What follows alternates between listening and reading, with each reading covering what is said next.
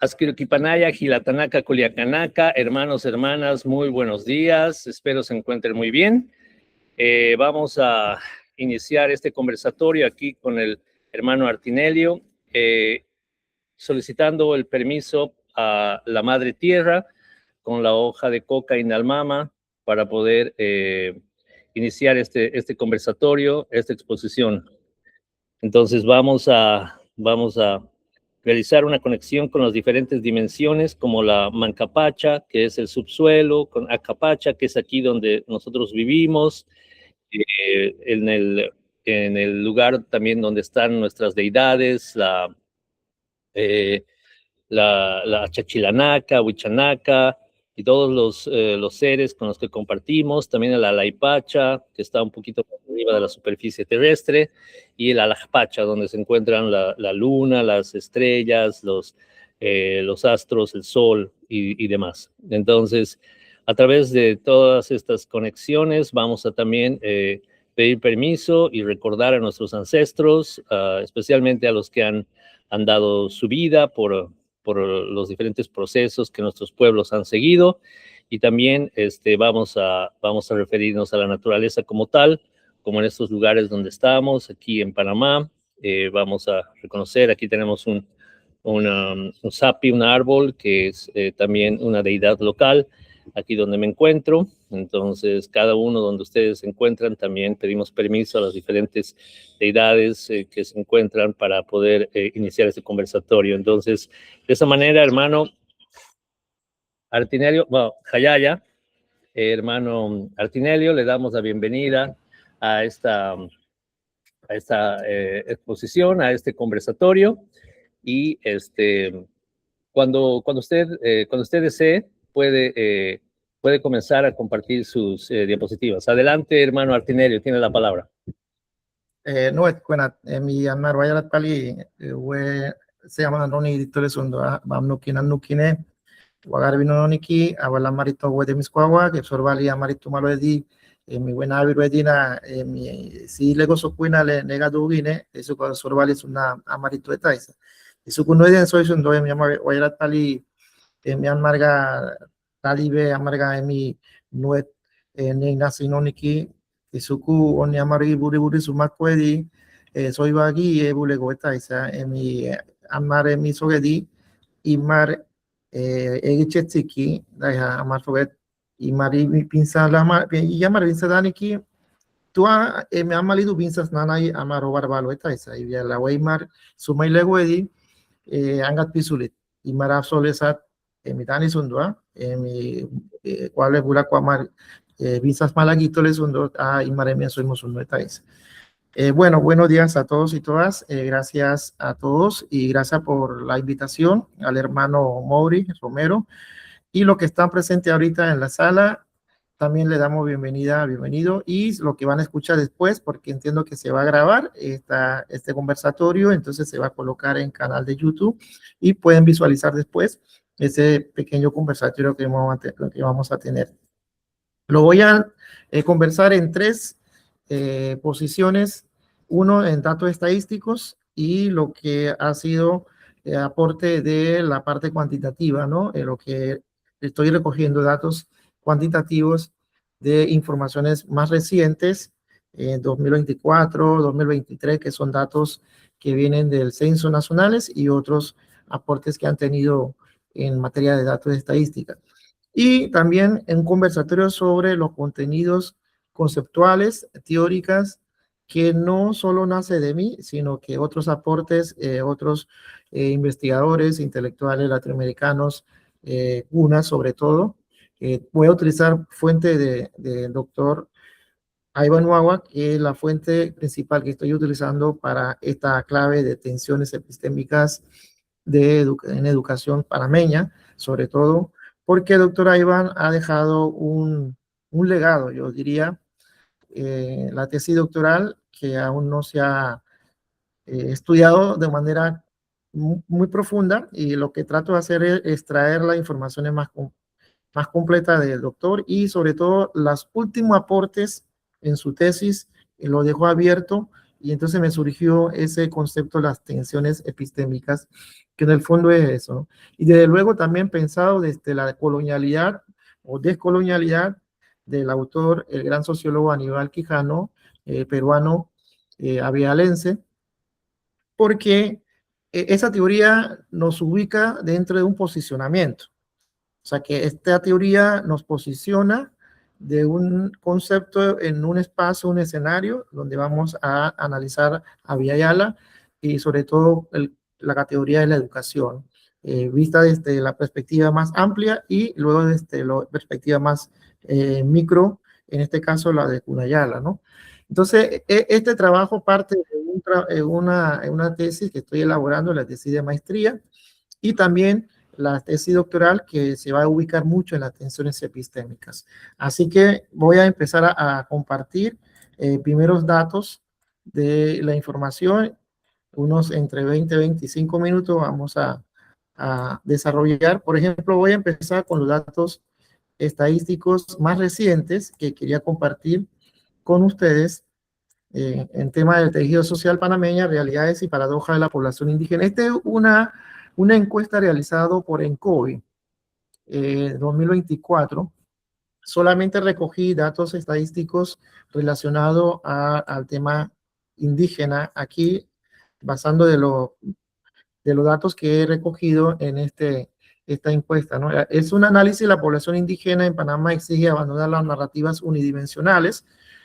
Es decir, este documento nos marca un clave interesante, que no lo veamos solamente las estadísticas, datos concretos, medibles, números, a las poblaciones indígenas, a los pueblos indígenas. Lo veamos de una perspectiva distinta. Por eso dice que debemos que abandonar las narrativas unidimensionales, cómo se aplica los instrumentos para conocer, aproximar a una población indígena.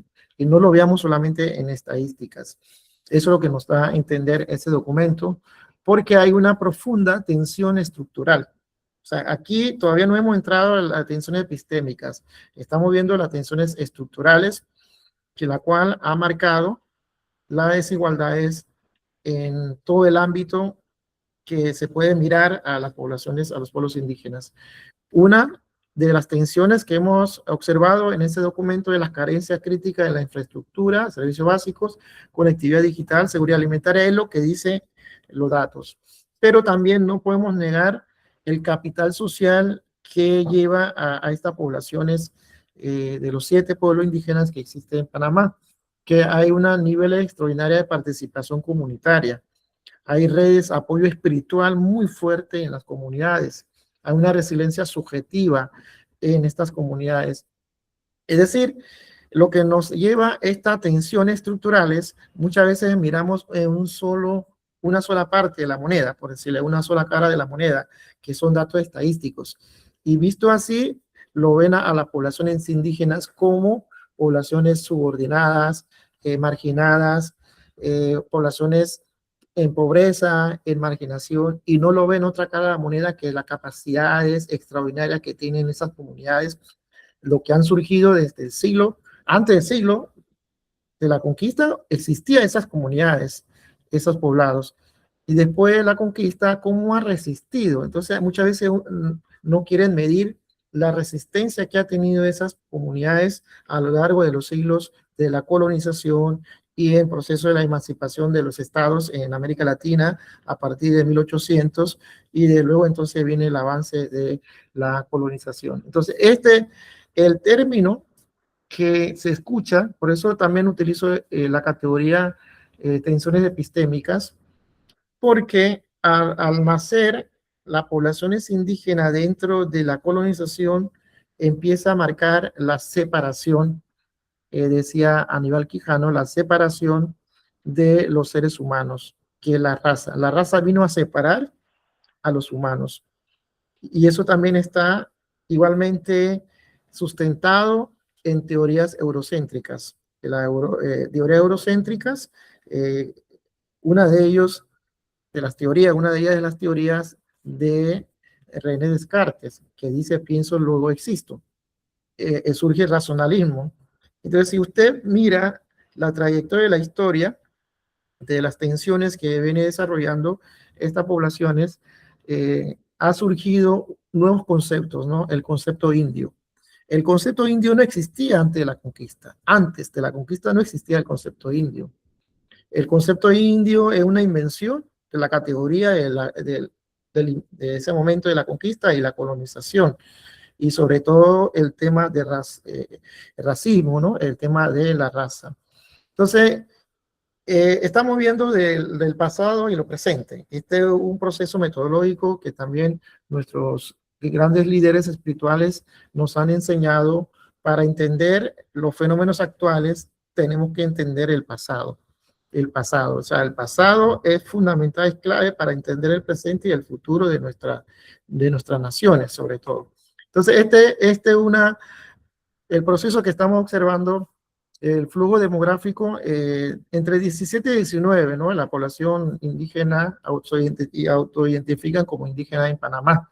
En comarca Nuevo Buglé tenemos 28%, presencia en el occidente 8%, integración urbana en provincia de Panamá 23 y 16%, lo que es el flujo demográfico que hay en nuestro país. Sobre todo los cunas han venido una ola, tampoco no hay una definición clara cuántas olas ha habido, pero yo más o menos estoy como observando como 4 olas de migraciones que ha habido en el periodo de 1930, básicamente, masivamente han venido, pero antes de 1930, evidentemente forzadas, de manera forzada, unos 17 jóvenes estudiantes cunas habían venido a la ciudad de Panamá. Y luego en 1930, por cuestiones de bases militares, entre otros flujos, migraciones que ha habido, ahorita hay una buena población cuna en Panamá Este, Panamá Oeste, Panamá Centro, sobre todo Panamá Oeste. En total se calcula entre 60.000 aproximadamente. Pronto sale un documento, un artículo que estamos en colaboración de manera colectiva sobre la presencia una urbana en Panamá. Entonces ahí vamos viendo las tensiones, de hecho. En cuanto a lo que es el tema esto no lo vamos a tocar de manera profunda, solamente vamos a ir pasándolo rapidito y luego pasamos a las tensiones que hemos observado a lo largo de nuestra investigación. En cuanto a lo que es el tema de desconexión digital, por ejemplo, hay variación de datos. Está indicando comarca Cunayala tenemos 39%, comarca Emberá 36%, comarca Nuevo León 29%. Estos datos de ENCOVI, la encuesta fue aplicada en 2024, son datos muy recientes. A la fricción del acceso, ¿por qué la educación se detiene a los 7 años? Esto es una atención, básicamente es lo que vamos a mirar, ¿no? La atención. ¿Por qué la educación se detiene a los 7 años? Dice, a pesar de una cobertura casi universal en las edades tempranas, la asistencia escolar indígena recae abruptamente en la educación premedia y media. La geografía es el principal filtro excluyente. Definitivamente, cuando uno ve la deserción escolar en los niveles después de primaria, va aumentando los niveles, lo que vamos a ir ubicando en nuestra investigación. Ya vamos a desarrollar unas imágenes para indicar dónde hay más deserción a nivel de primaria, secundaria, premedia o a nivel, más que todo a nivel premedia, media, ¿no? Y luego vamos a ver si logramos obtener datos estadísticos a nivel universitaria. Entonces, ahí vemos básicamente en la imagen el entorno urbano donde hay mayor acceso a las infraestructuras en las comarcas indígenas, en los territorios indígenas, en el espacio donde está la población indígena, hay mayor limitaciones en acceso a la educación. Entonces, por eso a los 7 años se detiene, no hay manera de cómo volver a iniciar una nueva fase de educación. La realidad indígena lo está indicando acá, los ríos, las montañas, puentes colgantes, por ejemplo, han muerto muchos hermanos Noves. Quiero que hay varios datos que todavía estamos detrás de eso. Una vez en conversación con Nivia Castrellón, que ella es especialista en educación y ha venido a hablar mucho en los medios, ella me decía que sí tienen datos, cuántos niños han fallecido a lo largo de los últimos 10 años.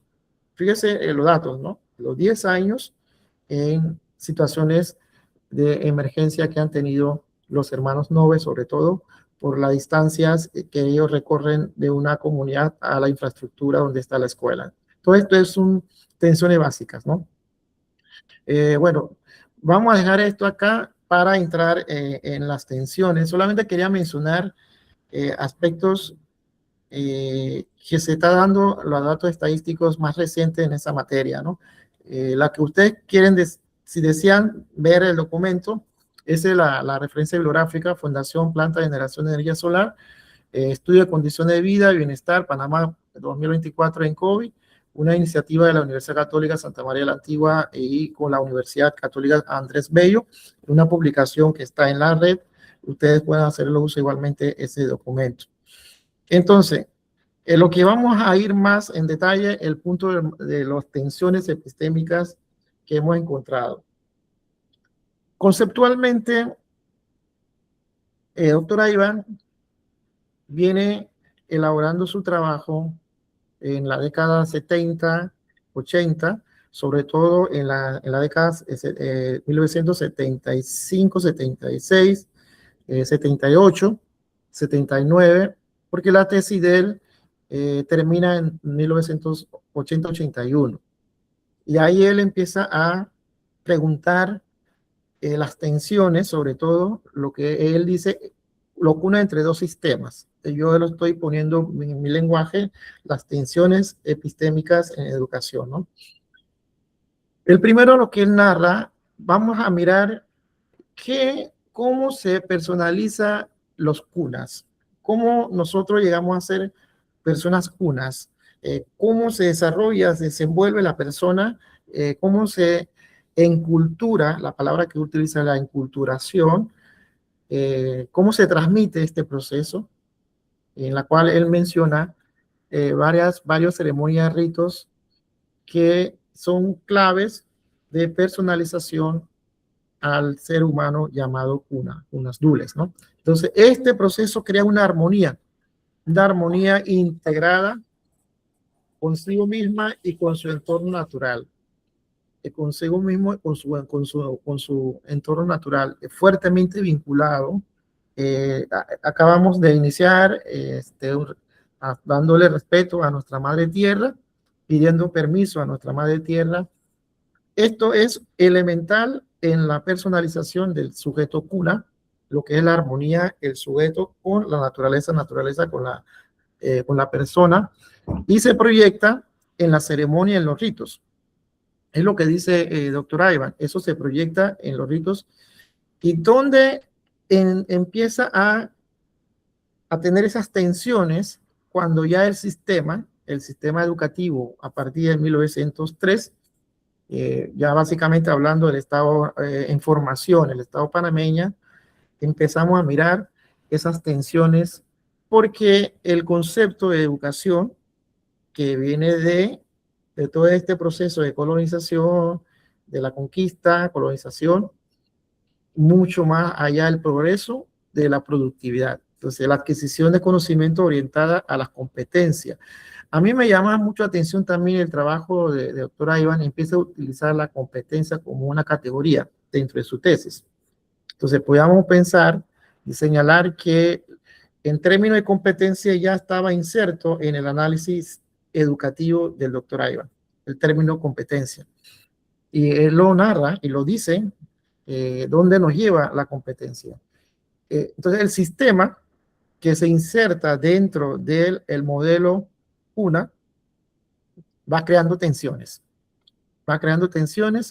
y sobre todo el sistema que viene a desarrollar el tema de acumulación y la asimilación. La asimilación en la práctica se desarrolla a través de las leyes y normas educativas en 1908, 1912, donde el concepto, la categoría indígena en ese momento era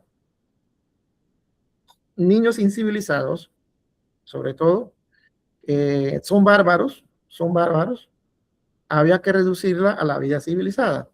Esa categoría conceptual surgida desde la conquista, la colonización, en momento de consolidación del Estado-Nación, aún persistió y aún persiste en muchos aspectos de la vida cotidiana en nuestro país. Entonces, imagínense, los próceres, los padres de la patria en ese momento, lo veían al indígena una persona incivilizada, no está evangelizada, no está educada, son bárbaros, por lo tanto, había que insertar al Estado-Nación bajo esos parámetros del pensar de que vamos a dejar que el indígena deje de serlo, deje de hablar.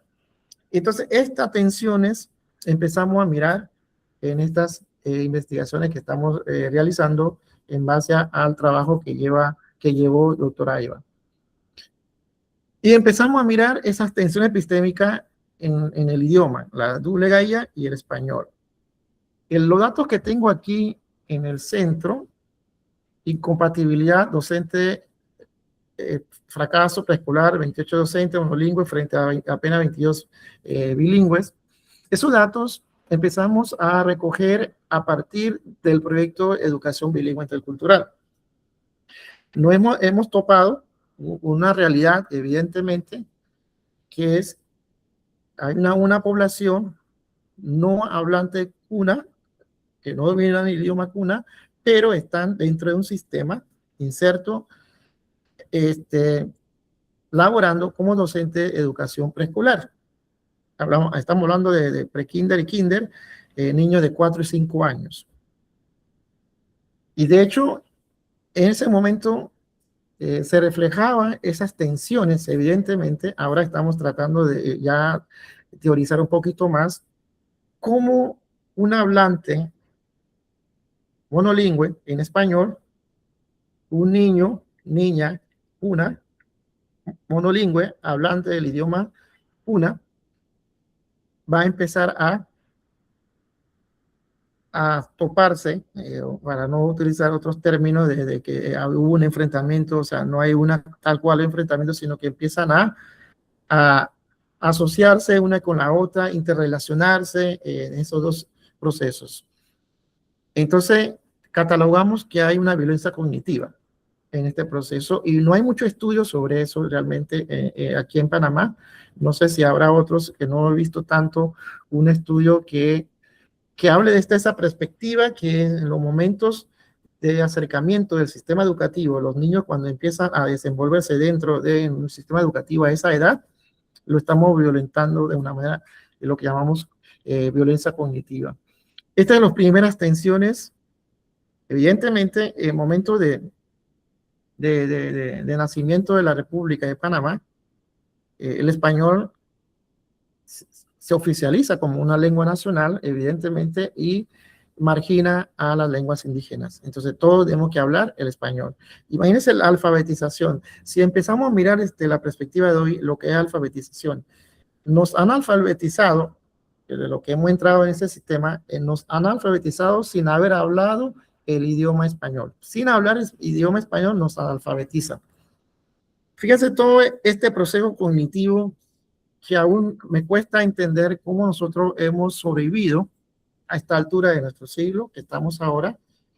Aún mantenemos nuestra lengua materna en algunos momentos, en otros momentos debilitados, pero sí hemos logrado sobrevivir ante este sistema. Entonces, la resiliencia es muy, muy fuerte interna de la comunidad. Entonces, el Dulegaya viene siendo un vehículo importante para entender la cosmovisión y vínculo emocional irreemplazable desde la niñez temprana, que es lo que consideramos que debe ser. Y la tesis doctoral del doctor Abayo Green ha trabajado muchísimo sobre el significado de la vida, o sea, el significado de la palabra. El significado de la palabra, detrás de eso hay mucha historia y la armonía, este proceso de pensamiento, en materia del desarrollo de nuestra cognición, ¿no? Entonces, por otro lado, el español viene a imponernos, homogenizar desde preescolar, como le estaba indicando, ignorando la lengua materna. Esas tensiones aún persisten, incluso, y lo voy a traer a algunos 3 aspectos, decía doctora Iván. Lo dejo abierto la temática. Él decía, si había que educar al indígena, sí, se va a educar, porque al educarse va a defender a su cultura. Estoy parafraseando, pero evidentemente en la práctica no ocurre. Y él lo dijo, él lo dice muy, muy claro, y eso no va a ocurrir así tan automático, que si un indígena se eduque en la cultura occidental y luego va a defender a la cultura propia, y eso no es automático, porque la personalización se debe desarrollarse del entorno cultural natural. Si no lo desarrolla en ese, evidentemente el indígena no va a defender el, el idioma o los aspectos o expresiones culturales. Voy a dar un ejemplo, o sea, eso es una cosa evidente, eso no hay que ir más allá. Dentro del sistema educativo, un director de la escuela, titular o no titular, está al frente, es un cuna, vamos a decir caso concreto, es un cuna o una cuna. Él no va a tomar la decisión al final de que, bueno, tenemos que implementar la educación bilingüe intercultural. Al contrario, muchos van a decir que eso va a atrasar a los niños. Entonces, eso nos da una idea de que como ya Iván estaba visualizando que eso no va a ocurrir automáticamente. Y entonces, desde el segundo paso, dice él, sí, el indígena debe educarse. Estamos claros, no hay menor duda, porque nosotros estamos insertos dentro del sistema. O sea, él no nos lo niega, estamos insertos dentro del sistema. Por lo mismo, entonces, si estamos insertados, conocemos bien la cultura occidental, conocemos muy bien la cultura nuestra, y el tercer paso puede minimizar las tensiones y proyectarnos para esta armonía, lo que él llamaba en su momento la fuente. Yo me acuerdo muy bien cuando él dice que si un bien desarrollado en su lengua materna, educado en su cultura, también se educa a nivel del occidente y se armoniza estos dos conocimientos, y de una manera hermanada puede proyectarse para estos cambios, estas transformaciones que se espera y que persista la cultura como debe ser. Entonces, estos son temas que él dejó abierto, y de hecho lo tengo ahí en Word. Entonces, estoy trabajando desde el pensar de él, cómo logremos otro paso importante, que es que sería que dos lados podamos dialogar. Ahí es donde viene el término del diálogo. O sea, es posible el diálogo de estas dos posicionamientos, porque somos una nación, la cultura cuna indígena, en este caso hablando territorialmente y además de manera de posicionamiento, es una nación. Entonces, esta es una nación. Si es posible que otra, que es una nación-estado, Estado-nación, pueda reconocer de manera horizontal y se pueda dialogar, y que los conocimientos nuestros puedan ser incorporados dentro de este sistema, o el sistema nosotros lo incorporemos de manera para apoyarnos para el proceso de debate, síntesis y análisis. Este pensamiento está plasmada en el trabajo de Iván, en última fase. O sea, ya sería la última de sus aportes. Entonces ahí surge mi pensamiento de las tensiones epistémicas, de lo que ha sido la diferencia, ¿no? La diferencia, por ejemplo, del conocimiento nuestro, que el individuo es parte integral de la naturaleza, convive desde el respeto y la paridad. Sociológicamente, el individuo pertenece a la comunidad. Si un niño alrededor de la comunidad está actuando de manera no correcta, la comunidad, en este caso, otras personas, otra familia la puede llamar atención.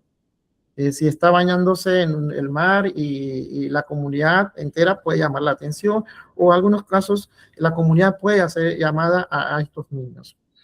Y es porque el niño pertenece a la comunidad, no pertenece propiamente de la familia. Así es entendida la idea, y hoy en día estos procesos han cambiado. Por eso aquí empezamos a mirar distinto de las colectividades que se proyecta en el entorno social. Entonces, el recurso, ¿cómo lo vemos? Recursos naturales, aquí en la imagen nos da ya visualmente, valga la redundancia, el deber del hombre es dominar, someter y utilizar la naturaleza exclusivamente como insumo. Esas dos cosmovisiones está tensa en estos momentos. Y eso es lo que se observa en todo el proceso de Abya, en toda América, estas tensiones, en la cual algunos de nosotros también hemos debatido de que si somos muy conservadores, no somos conservadores, y ya estamos dentro de un sistema. Evidentemente el sistema se ha insertado profundamente en algunos espacios, y igual nosotros estamos tratando de sobrevivir dentro del modelo económico capitalista, ¿no?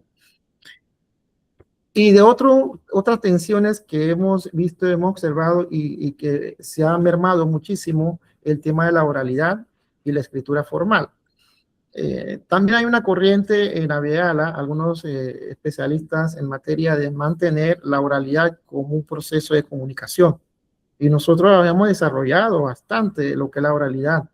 Estos últimos años hemos visto la merma de algunos oradores en Omaquenega, en Casa del Congreso. Muchos ya no tienen esas habilidades. Entonces habría que ver esa merma por haber hizo de un salto a la escritura formal, ¿no? La escritura formal nos ha llevado a que nosotros mermemos la oralidad. Entonces, esas tensiones que ha llevado muchísimo en materia de progresos a nivel de las asambleas. Por ejemplo, hay pocas personas están interviniendo en momentos de discusiones, de debates que existe dentro de los congresos. Eso uno lo va observando, esas tensiones que hay. La escritura, también estamos en ciertas personas han desarrollado muy bien la escritura en español, la escritura en cuna, sobre todo en cuna en español. Y también estamos viendo esas tensiones, ¿no? La otra es la complementariedad con la homogenización. La visión cuna, la complementariedad entre las funciones esenciales que existen entre femenino y lo masculino, que son vitales e irreemplazables para los cosmos.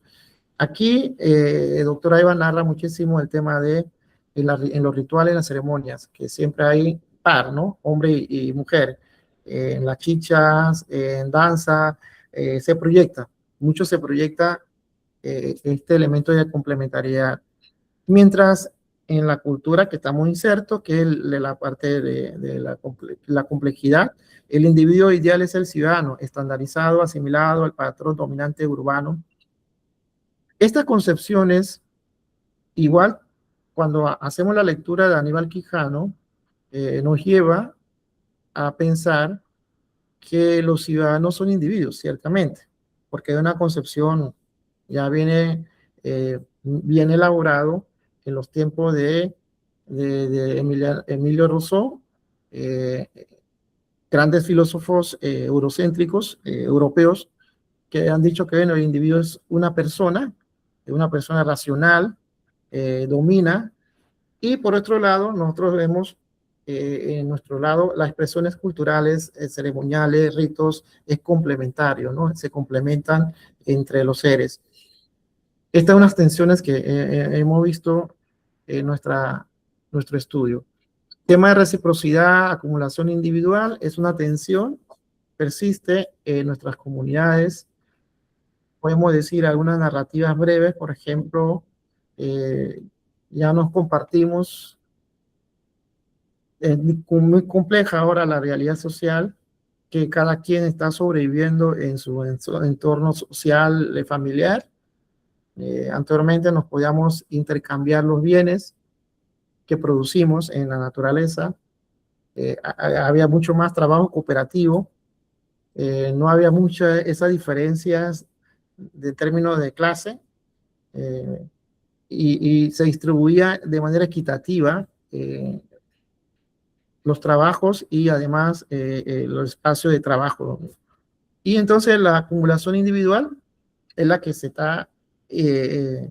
ve mucho más ahora, esa tensión que existe en materia de dos visiones, ¿no? La visión nuestra y la visión occidental, capital. Y ese proceso, decía Aníbal Quijano, surge a partir de la conquista. O sea, la globalización es el producto de todo el proceso de la conquista y además repartición de bienes y, y sobre todo los trabajos que realizaban en ese momento a las personas no se le reconocía tal cual como debe ser. Entonces, esas tensiones aún persisten porque es el modelo que se ha insertado dentro de nuestro mundo social, viendo desde el punto de vista económico, ¿no?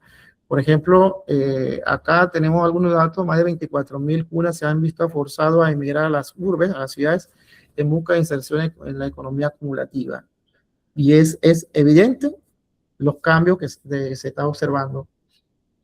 Y también otra tensión que vemos aquí, el actor cultural es un sujeto crítico con alta autoestima colectiva, que es creador y dueño de su propia historia, es lo que lo hemos escuchado en los relatos, en las historias propias nuestras de la cultura cuna.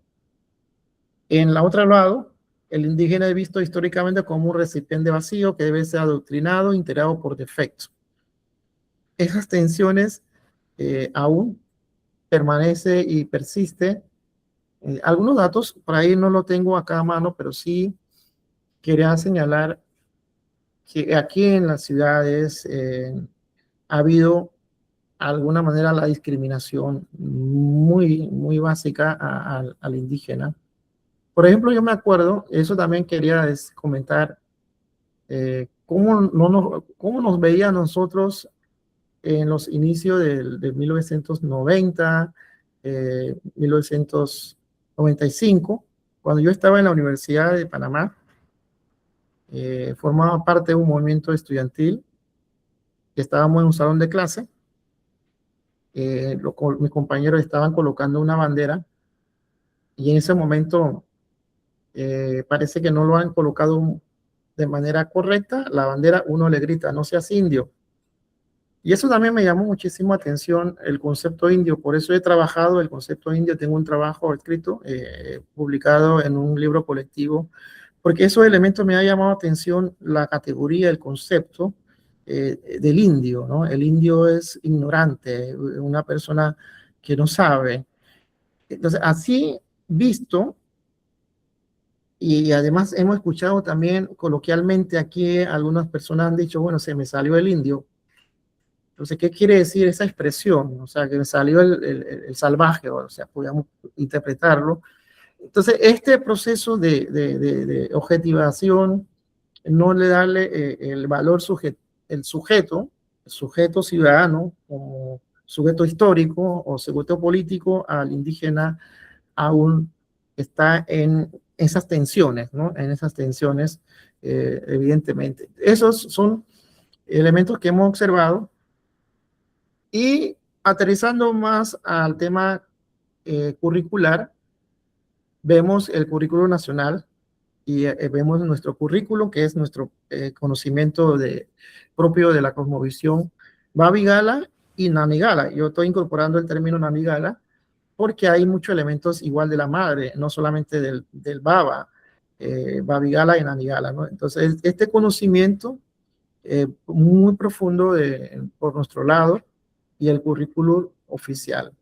Ese proceso, tensión que existe aún, no sabemos con la ley de reforma educativa cuál va a ser nuestra participación y además ofrecerle el contenido como debe ser a nivel de esa diversidad cultural que se habla, diversidad cultural existente en nuestro país, que de alguna manera pueda incorporar los conocimientos nuestros dentro del currículo nacional.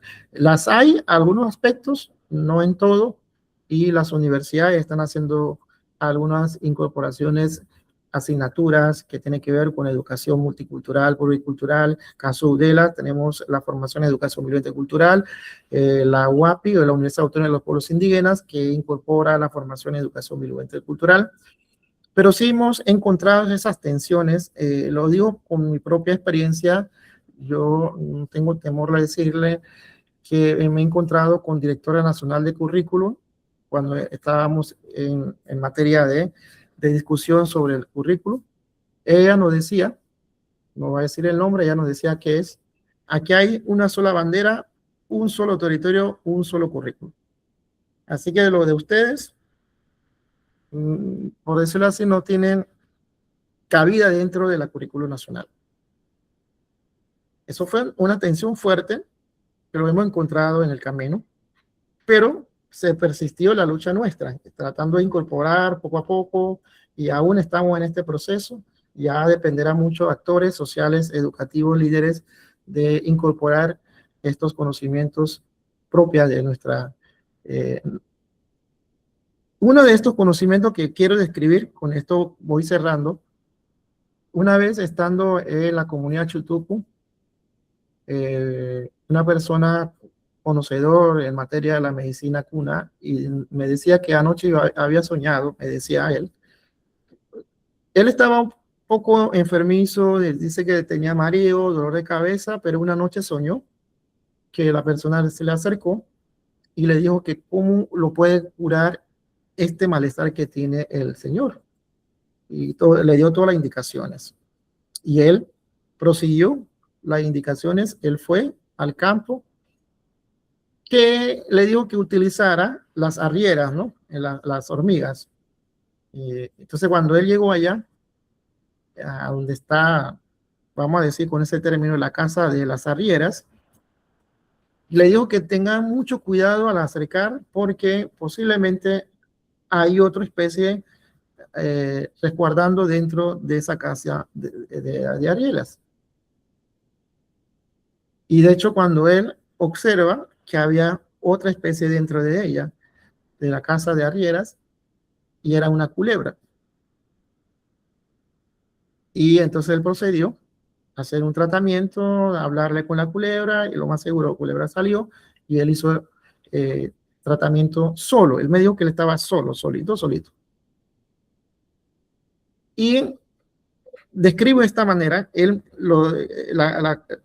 raspó la cabeza, lo quitó todo el cabello y se metió con todo eso ahí en la casa de la arriera, y dice que quedó inconsciente. Él me contaba esa historia, ¿no? Quedó inconsciente, a rato vuelve en sí, y después otro tratamiento y vuelve a la casa. Desde ese momento, él me estaba narrando esa historia, su situación. De ese momento, me dice el señor, ya no me siento mareo, no tengo dolor de cabeza, y me siento como si fuera una persona nueva. Yo describí este asunto con una doctora biotecnóloga acá en Laudelas, en conversación con ella. Ella me dice, ¿sabes qué? Esta es una cosa que nunca lo había escuchado, pero sí tengo una descripción. Y en laboratorio yo lo probé, me decía. Ella me decía, yo lo probé en laboratorio, algunos aspectos, no en todos, pero lo que quiero decir que en mi soña solamente está registrado una descripción, con esa palabra que me dejó la doctora. Ella es biotecnóloga, especialista en las abejas, la miel y todo, y él está haciendo ese trabajo. Entonces quiere decir que la ciencia nuestra, evidentemente, son nuestra ciencia, en la cual la ciencia del occidente no lo ha reconocido por una razón. Yo digo que por una razón, porque no es demostrable en laboratorio. No es demostrable en laboratorio. Cuando lleguemos a mostrarla, entonces ellas pueden calificar, valorar nuestra ciencia. Es lo que creo, esas tensiones que no le coloqué aquí dentro de las 10 tensiones que hay, pero me refiero del currículum, ¿no? De la formación, cómo nosotros hemos venido evolucionando nuestro conocimiento, pero estas tensiones existen porque nosotros estamos dentro de este modelo del sistema. Por lo mismo, la idea es cómo se dialoga esas dos En ese momento nos dialogamos con la compañera, ella me describió que en Imisoña solamente hay una descripción sobre temas de arrieras y la culebra. Y de hecho, ¿por qué culebra reposa? Ahí me dijo el Inadulet, me decía, lo que pasa es que cuando culebra pierde la fuerza, la energía, para recuperar la energía necesita ir a la casa de las arrieras. Fíjese el sentido que tiene la naturaleza, esa conexión. Y esa conexión, eh, cuando ella me escuchó, la doctora, me decía, bueno, esto es una sabiduría indígena, evidentemente, es conocimiento indígena. Entonces, todo esto la tenemos y hemos perdido muchos conocimientos por esas tensiones que hemos narrado hasta el momento, ¿no?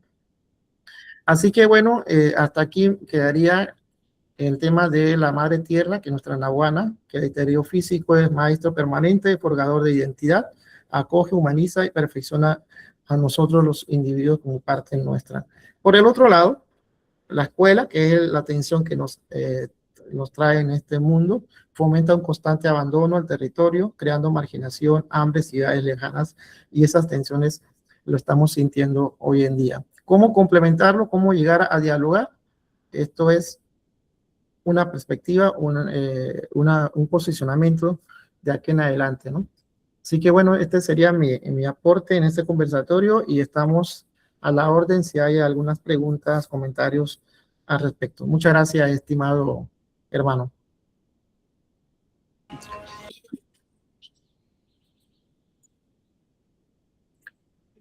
Bueno, muchas gracias. Realmente una muy buena exposición que contrapone las diferentes epistemologías, ¿no? En este caso, dos. Y vamos a invitar a las personas que están presentes en la reunión acá a realizar vamos a invitarles a realizar alguna pregunta o comentario. Adelante, tienen la palabra, por favor.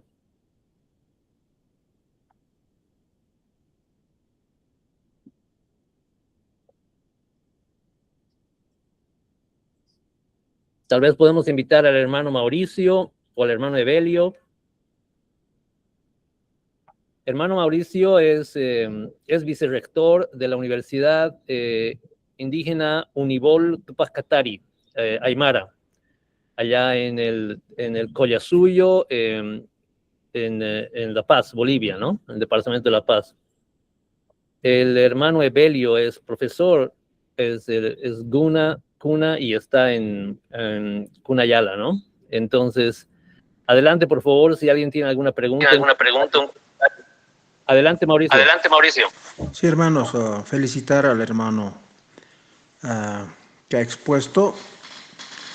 Y tenemos que ser bien claros también que como modelo de vida, como paradigma del sistema vivo, pues otra es la forma de pensar y eso lo ha mostrado el hermano. Por ese mismo entendido también hay otra nueva epistemología que lo han querido ocultar, lo han querido borrar. Y ahí está, esa es nuestra epistemología, ¿no? Esa es nuestra ciencia, esos son nuestros saberes y conocimientos, al igual que las naciones y pueblo indígena originario y campesinos de aquí de Bolivia, por ejemplo, en el caso de los aymaras, los quechuas, los guaraníes, bueno, las tenemos y que nos han querido ignorar, nos han querido borrar y todo ello, ¿no? Yo solamente felicitar y un jalaya, hermano Artilenio, muchas felicidades, hermano, por este aporte tan importante para las naciones y pueblo indígena originario y campesinos. A ver si nos puedes compartir también tu presentación, es un aporte muy valioso. Gracias.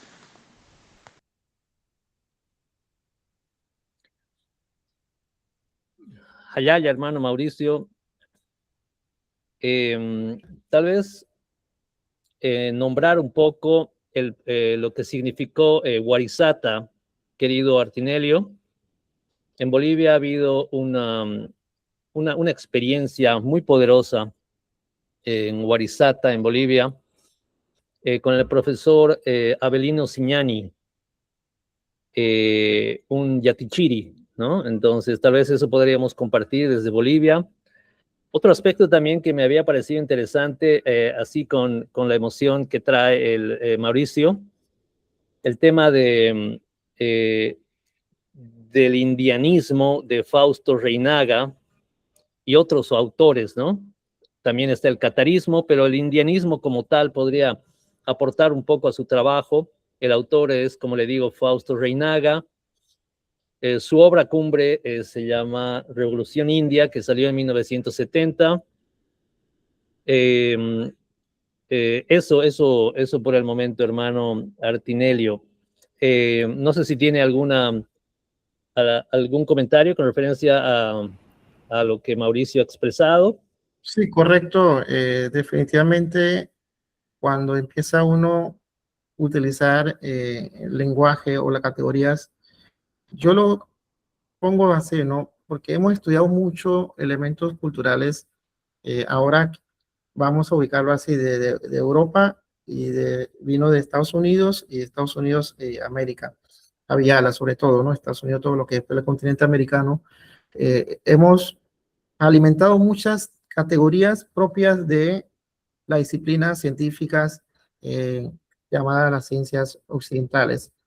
Entonces, vemos, por otro lado, no las tenemos muy claro, entonces cuando dialogamos, perdemos muchas veces las categorías propias de nuestros saberes, quedamos mucho más a lo lado de los conceptos de acá del occidente, llamadas, o mal llamadas, porque si empezamos a hacer la lectura, Enrique Dussel, evidentemente él puede señalar que no solamente el aporte de Europa, eso viene de aporte de otras civilizaciones, de otros mundos, eh, de otros lares, no solamente Europa. Entonces, cuando vemos la lectura latinoamericana, avialense, por ejemplo, el tema de los cholos, por ejemplo, el profesor Montoya es peruano, él ha escrito sobre la vida de Aníbal Quijano en unos ensayos. Él fue invitado por un profesor estos días, hace 2 semanas atrás, que nos indicaba cómo está el proceso de cambio del indígena a la chololización. Eso ha significado de cómo la sociedad minoritaria observa y cómo lo ve a estos sujetos, ¿no? Entonces pasa lo mismo acá, cómo nos observa, cómo nos ve a nosotros aquí. Normalmente las personas que no pertenecen a la cultura eh, minoritaria, llamadas mal minoritarias en un momento dado, entonces ellos se expresan, vamos a decir los élites, ellos expresan, hay unos trabajos, no son trabajos, sino son expresiones, personas de élites, decía que las comarcas producen miseria. Así con esos términos. Las comarcas, se refería a la comarca indígena acá, la categoría comarca se refiere acá, Panamá, produce miseria. Entonces, cuando uno empieza a hacer la lectura de Aníbal Quijano, entonces esta persona está visualizando que el indígena no tiene nada. O sea, que ellos no pueden producir. Nosotros le tenemos que ayudar a que produzca porque ellos tienen que tener propiedad privada. Lo dice él, las comarcas deben entrar dentro de la propiedad privada, o sea, entrar que el modelo económico. Así entonces salen de su marginación, de su miseria. Es fuerte el pensar, ¿no? Entonces, en el siglo XXI, estamos hablando hace unos 5 años atrás, lo decía de esta manera. Entonces, este es un proceso increíblemente, naturalmente dice, bueno, es forma de pensar de ellos. Entonces, es muy imposible dialogar si sigue con esa jerarquía del pensamiento. Muy difícil. Y de hecho, queda como un debate de si vamos a lograr o no se logra. Entonces, Aybanuagua nos manda 3 cosas en su trabajo. Él dice, escondida una triple concepción. Me imagino que todo su análisis, cuando él empieza a mirar la naturaleza de la sociedad panameña y luego el aporte, él dice que en el fondo hay una triple concepción escondida. Una de ellas, lo hemos dicho, que si yo formo parte de una estructura socialmente, culturalmente, que yo soy cuna, dice que yo puedo ver de manera objetiva problemas propiamente de la cultura. Dice que eso no es real, no es objetivo ese proceso, porque si el cuna no está formado de su cultura en las escuelas, aunque está dentro de la cultura cuna, aunque esté el escenario donde está ahorita, pero si no está formado, no lo puede ver objetivamente a su cultura. Entonces es un engaño, había que mirar de cómo debe distanciarse del sujeto cuna para ver su realidad, y eso es un trabajo, hay que hacerlo. Entonces él deja eso como abierto, ¿no? ¿Cómo hacer ese trabajo? Para que el cuna que está dentro de su estructura social, culturalmente hablando, que pueda ver de manera distinta, pero dice que hay una situación que no le va a llevar a que sea muy objetiva, porque el análisis que va a hacer va a venir de los conceptos que no propiamente aprendidas de su cultura, sino de propiamente aprendidas de otra cultura. Entonces, esta desconexión es lo que hace que el cuna no pueda dilucidar la crisis existente dentro de su estructura. Es muy compleja el pensar ¿no? Entonces, la otra forma de ver es que cómo se liberaría el aspectos como este. Entonces, él valora diciendo, bueno, sí, ok, estamos dentro del sistema. Ese sistema existe, está ahí. Pero ¿cómo lo hacemos nosotros que lleguemos a una comunión amistosa? Ese es el término que uno utiliza, ¿no? Una comunión amistosa, que no haya relación superior e inferior, orientado hacia un objetivo común. Hacer análisis de la realidad, descubrir e incrementar los valores propias. Al fin y al cabo, pueda tener una riqueza del conocimiento nuestro que empleemos a partir de los ritos, modos de pensar, ceremonias, y así entonces asumimos una planificación vital, una liberación diaria. Filosófica, ¿no? Filosófica en términos de pensar que él lo estuvo y lo dejó así. Lo que quiero decir que es la forma como él estaba visualizando. Lo que quiero decir aquí, el hermano Iván Maguáez Cuna, primer doctor en educación, que dejó su pensamiento en su trabajo de grado. A lo mejor por ahora no le he visto otros hermanos que hayan pueda reflexionado sobre la temática, porque es una temática contemporánea. Estamos hablando del sistema educativo inserto ya, a partir de 1907 en nuestra Comora Cunayala. Y eso nos ha formado como somos ahora, sujetos o no sujetos, depende cómo nos visualicen, ¿no? Entonces, este es lo que quería cerrar este comentario para dejar abierto el debate y que los hermanos que están escuchando, también igualmente la hermana que están escuchando, pueda ver que el trabajo de Iván es una fuente de inspiración para las siguientes investigaciones, la cual me ha llevado a pensar en las tensiones, ¿no? En las tensiones epistémicas. Bien, Mauro.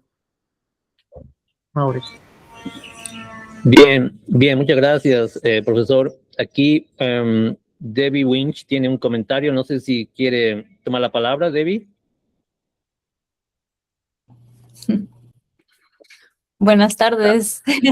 Buenas. Hola. Muchas gracias por el tiempo. Me alegra mucho que pude ahí meterme disimuladamente. Pero honestamente, licenciado, creo que lo que más usted me dejó con más preguntas que respuestas, realmente. Me puso a pensar mucho y también me llegó a incluso cuestionar la manera en que uno que estratégicamente tiene que crear estos diálogos y conversaciones, ¿verdad? Porque algunas veces, por ejemplo, cuando hizo la mención sobre el hablante monilingüe y esa idea de la violencia cognitiva, me pregunto si es un aspecto de control, ¿verdad? A nivel nacional o educativo, o si es una falta de conocimiento de la educación bilingüe, ¿verdad? Porque lo que se ha mostrado es que una persona que llega a hablar 2 idiomas tal vez dura un poquitito más, ¿verdad? En ese desarrollo literario y del idioma, porque obviamente está manejando 2. Entonces, no sé, me pregunto en qué manera usted, ¿verdad? Ha logrado dialogar o ha logrado ser más estratégico, porque al fin del día uno llega a educar, por decirlo así, ¿verdad? A esas personas que no conocen esos saberes, porque no hay un deseo, ¿verdad? De entender y de utilizar esa información para crear una accesibilidad para todos. Entonces, básicamente me pone a preguntar, me hace cuestionar esa idea de que, ok, ¿de qué manera uno debe ser más estratégico cuando llega a crear estos espacios o tiene la oportunidad de hablar, ¿verdad? Con esas personas que al fin del día llegan a tomar esas decisiones. Sí, correcto. En ese tema lo tenía en este momento el viernes. El viernes era el día, pero vamos a ver si logro. Realmente no me han dicho nada a lo contrario. He tenido una invitación del Ministerio de Educación en una conversa. Me llegó una invitación prácticamente firmada por la misma ministra, pero a través de UNICEF. Esa misma hora tengo una actividad, así que voy a ver cómo puedo partir en uno y otro para estar ahí en ese diálogo, porque lo que entiendo que el Ministerio de Educación, a través de la ministra en este momento de Despacho Superior, está en una consulta sobre la reforma educativa y quieren escuchar, ¿no? Entonces yo lo decía, ¿cómo me va a escuchar? ¿En qué jerarquía estaríamos horizontalmente desde mi perspectiva? Si no seguimos de manera horizontal, ese diálogo no va a existir, solamente va a haber escucha y escucha y escucha nada más. Entonces es estratégico, sí. Entonces entraríamos ya a mirar la memoria histórica, ¿no? Cómo Ibeler en su momento utiliza una estrategia, eh, nos puede canalizar un diálogo distinto de manera que podemos aportar realmente dentro de nuestro currículum o realmente las revoluciones pensado de este pensamiento de cambio y transformaciones lo tienen que hacer los docentes que están en el área sin esperar que lo tiene que venir desde la jerarquía que diga, bueno, ustedes deben aplicar la educación bilingüe cultural en tal lugar, ¿no? Y hay espacios, hay espacios. Hace poco un hermano me llamó, me dice, bueno, esta vez me va a tocar hacer un seminario de una semana, en la semana de receso, que viene la siguiente semana, primera semana de junio. Me dijo, bueno, estoy contento que me están tomando en cuenta, es egresado en EBI y le va a tocar a docente de primer grado. Así que yo le dije, mira, denle todo lo posible que usted la pueda tener ahí en su energía y ellos van a ser los multiplicadores. Entonces, esos espacios las hay, pero hay que mirar también las decisiones de la jerarquía, ¿no? Por lo menos en el abajo se está dando algunos casos, en algunos casos. Por eso yo creo que la presencia de la Dirección Nacional de Educación Intercultural Bilingüe es un punto clave, positivo, mirando desde una perspectiva distinta, no conflictiva. Si lo vemos desde un punto de vista conflictiva, podemos decir que no han hecho nada, eso no es correcto, sino que es positivo en términos generales, porque es lo que ha llevado a que ellos tomen en cuenta a los que están egresados a educación bilingüe intercultural, al menos llevan una cancha un poquito más adelantado en entender por qué tiene que aplicarse la EBI en este sentido. Y cierro con mi comentario en el tema del lenguaje, el uso del lenguaje. Yo hice una pregunta y le comenté estos días también en Café Científico. Yo hice una pregunta a mi compañero hermano que está en Suiza, es un suizo alemán, es antropólogo. Yo le hice la pregunta, él habla 5 idiomas. Mi pregunta fue, ¿cómo usted llegó a aprender estos 5 idiomas? En vez de darme la respuesta, él me hace la pregunta. Me dice, yo quiero saber de los 4 elementos lingüísticos, ¿lo tienes desarrollado los 4? Primero, te hago la pregunta, me dice, bueno, ¿hablas? Sí, yo le digo que sí, hablo. ¿Comprendes cuando hablas alguna? Sí, dialogamos, lo comprendo. ¿Escribes? Yo le digo, bueno, escribir no aprendí a este niño. Bueno, ¿lees? Yo puedo leer, pero no tampoco aprendí de este niño. Entonces me dice, ¿no? Según él, que a usted le faltó 2 elementos que son fundamentales para estructurar bueno, la palabra, valga la redundancia, la estructura lingüística, ¿no? Porque cuando yo aprendí primera lengua, me dice que es alemán suizo, y luego el inglés como segunda lengua, La tercera lengua viene siendo el español, la cuarta viene siendo francés y él está en ese momento aprendiendo el ruso. Entonces me dice, es una rompecabezas. Como ya tengo una base estructural lingüísticamente fuerte en lectura, escritura, hablo y comprendo lo que me dice. Entonces ya tengo estructurado y el resto solamente es agregarla nada más. Y eso es básicamente ocurre en el cerebro humano, me dice. Bueno, si visto así, bajo esa narrativa del compañero antropólogo, entonces nos faltaría dos elementos para fortalecer nuestras capacidades lingüísticas, ¿no? La escritura fuertemente y la lectura. Y entonces el niño cuando sale de primaria posiblemente domine mucho más. Ahora me dice el compañero, me estuvo llamando, dice que ahora los niños están hablando más español de cuna. Y yo creo que se está notando mucho más en estos momentos, no sé si la influencia de redes sociales, celular y otros medios ya está impactando fuertemente a los niños cunas en la comarca Cunayala. Muchos niños están hablando más español que el cuna en estos momentos. Entonces quiere decir que la inmersión más aunque estando en cuna, en Cunayala, pero hable más en español, me llama muchísima atención eso, ¿no? ¿Cómo ocurre eso, ese elemento? Claro, eso no es mi línea de investigación, pero sí llama atención muchísimo. Gracias, No, Debbie. muchas gracias. Bueno, muchas gracias, Paisuma, hermanos, hermanas. Vamos a cerrar este evento, vamos a cerrar este conversatorio. Vamos a agradecer también al hermano Artinelio por el tiempo y a todos ustedes, hermanos, hermanas, por su participación. Vamos a agradecer a la Madre Tierra por habernos dado este espacio para poder intercambiar, para poder conversar, para de alguna manera intercambiar energías. Y en ese tiempo, entonces, agradecemos por el espacio también, que todos hayan podido llegar. Y desde acá, que cada uno pueda, a partir de, de este permiso y este agradecimiento, reconocer a la Madre Tierra y compartir con las otras personas con las que vamos a estar esta tarde, de sus comunidades, las familias. Entonces, reciban un fuerte abrazo. Agradecemos a Pachamama por este tiempo que hemos compartido. Entonces, como decimos allá en Bolivia, un gran jayaya a cada uno de ustedes, que esté muy bien. Jayaya. Listo, gracias. Bueno.